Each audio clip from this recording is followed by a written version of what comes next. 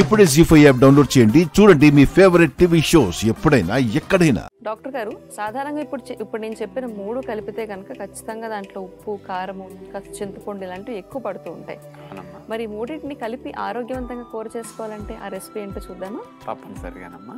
ఎవరైనా బంగాళదుంపలో ములక్కాడేసి వండుకోవటం అనేది సహజంగా చేస్తుంటారు. బంగాళదుంపలో క్యారెట్ వేయరు.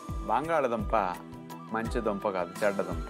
కానీ మంచి దుంప క్యారెట్ కలిపితే దీని మంచి కూడా దానికి కొంత పడుతుంది. దీని మంచి మన శరీరంలో బంగాళదుంప దోషాన్ని కొంత తగ్గిస్తుంది. టేస్ట్ చాలా బాగుంటుంది. ఎందుకు ఇక్కడ క్యారెట్ వేస్తామంటే బంగాళదుంప ఉడికేసరికి ఆ కూర కూడా ముక్క కూడా చప్పగా ఉంటుంది. క్యారెట్ లో ఒక రకమైన తీపి, ఒక రకమైన వగరు, స్పెషల్ టేస్ట్ ఉంటుంది. క్యారెట్ ముక్క ఎవరైనా ఉప్పు లేకపోయినా తినగలుగుతారు లేదా? పచ్చిదని తింటారు, ఉడకేసినే తినేస్తారు. ఈ టేస్ట్ బంగాళదుంపకు పట్టేసరికి ఆ కూర ఈజీగా తినేయగలుగుతాం ఉప్పు నూనె లేకుండా కూడా. క్యారెట్ లో క్యాలరీ కౌంట్ తక్కువ, కార్బోహైడ్రేట్ తక్కువ. అందుకని బంగాళదుంప వాడకం కూడా 50%, క్యారెట్ వాడితే తగ్గిపోతుంది. ములక్కాడలు వేసామంటే దుంపలు ఇంకా తగ్గుతాయి.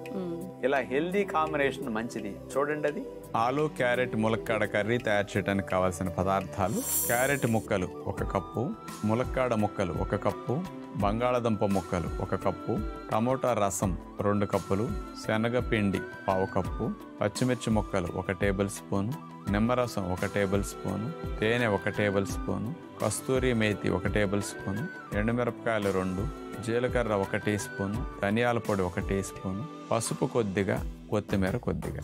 ముందుగా మనం తీసుకున్న వెజిటబుల్ ముక్కల్ని ఉడికించడానికి ఆవిరి పాత్ర ఒకటి పెట్టి అందులో నీళ్లు పోసి పైన ప్లేట్ మీద బంగాళదుంప ముక్కలు, క్యారెట్ ముక్కలు, ములక్కాడ ముక్కలు వీటన్నిటిని వేసి మూత పెట్టేసి ముక్కలు కొంచెం పచ్చిదనం పోయి మగ్గే వరకు ఆవిరిలో ఉడకనిస్తే సరిపోతుంది. ఇంకా కూర కొరకు తాలింపు వేస్తున్నాం. కూర గిన్నె పొయ్యి మీద పెట్టి కొద్దిగా మేగడ వేస్తాం. మేగడ కరిగిన తర్వాత అందులో జీలకర్ర, కస్తూరి మేతి, ఎండుమిరపకాయ ముక్క, పచ్చిమిరపకాయ ముక్కలు ఇవన్నీ మేగడ తాలింపుల ద్వారాగా వేగనివ్వాలి.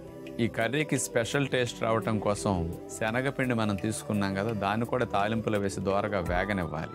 మామూలు బంగాళదుంప క్యారెట్ కూర వండుకున్నప్పుడులాగా ఉండదు ఇది. అందుకని దీనికి స్పెషల్ టేస్ట్ కాబట్టి ఇది చూపిస్తున్నాం. అందులో కొద్దిగా పసుపు, ధనియాల పొడి ఇవి కూడా వేసి కొద్ది దోరగా వేగనివ్వాలి.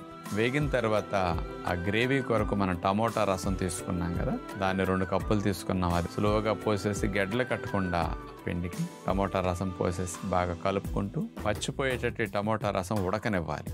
అది బాగా ఉడికిన తర్వాత ఆ టమోటా రసంలో మనం ఉడకపెట్టుకున్న ములక్కాడ, బంగాళదుంప, క్యారెట్ ముక్కలను అందులో వేసేసాం. మూత పెట్టేస్తాం. 7-8 నిమిషాలు 10 నిమిషాల సేపు అట్లా బాగా మరగనివ్వాలి.